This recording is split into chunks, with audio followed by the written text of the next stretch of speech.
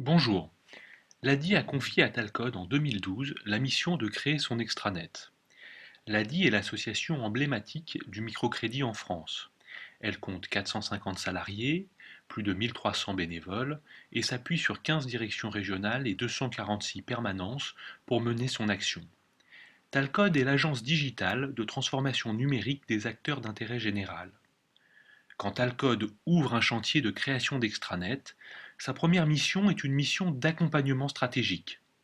Quels objectifs sont assignés à l'extranet? Que va-t-il changer dans l'organisation qui le déploie? Quels moyens doivent être mis en place pour son animation?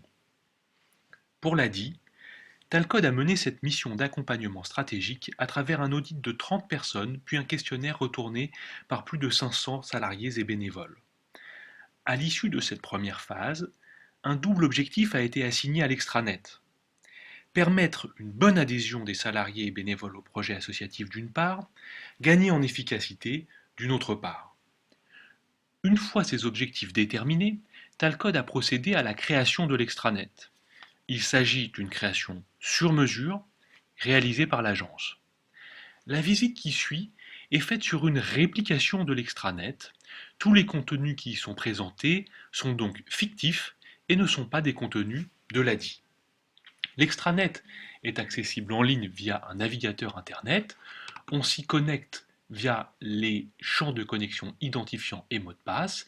Puis, une fois qu'ils ont été remplis et qu'on clique sur se connecter, on entre dans l'extranet à proprement parler, qui reconnaît l'utilisateur, présente sa photo et donne accès à son compte utilisateur. L'extranet se divise en trois grandes zones. Une documentation à gauche, accessible via une arborescence dynamique, qui compte plusieurs milliers de documents. Ces milliers de documents sont publiés par les 2000 utilisateurs de l'extranet. Ils sont ensuite régulés par 70 référents qui modèrent et qualifient les contenus. Des fonctionnalités pointues de modération ont été développées à cet effet par Talcode. Les contenus sont accessibles par l'arborescence elle-même, mais également par un moteur de recherche qui permet d'entrer des termes de recherche. Cette zone de documentation est accompagnée au centre par une zone importante d'actualité.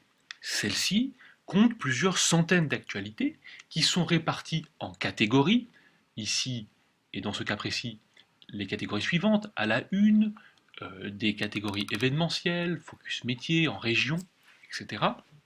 Et ces centaines d'actualités peuvent être affichées non seulement sur la home et dans les actualités elles-mêmes, mais également dans les différentes rubriques afin d'avoir une approche par catégorie fine de l'ensemble des actualités. On clique d'abord sur une actualité et on accède ensuite à son contenu, le contenu textuel, des photos bien sûr, mais également des liens, des hypertextes et des vidéos peuvent être ajoutés à ces actualités comme à tout document que l'on trouve sur l'extranet. En plus de ces zones documentaires et d'actualité, nous avons ajouté à gauche une zone collaborative qui met en jeu les outils suivants. Un chat qui permet aux acteurs de l'ADI de chatter en live avec l'ensemble de leurs collaborateurs. Des forums régionaux et thématiques, un agenda national, mais également des groupes de travail qui permettent de partager documentation, agenda et fil d'actualité.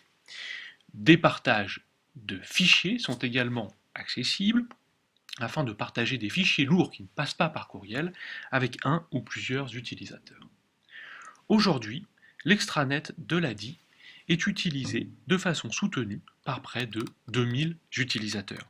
Il contribue directement à l'identité et à la visibilité de l'ADI. Si vous souhaitez une démonstration complète de l'interface, contactez Talcode.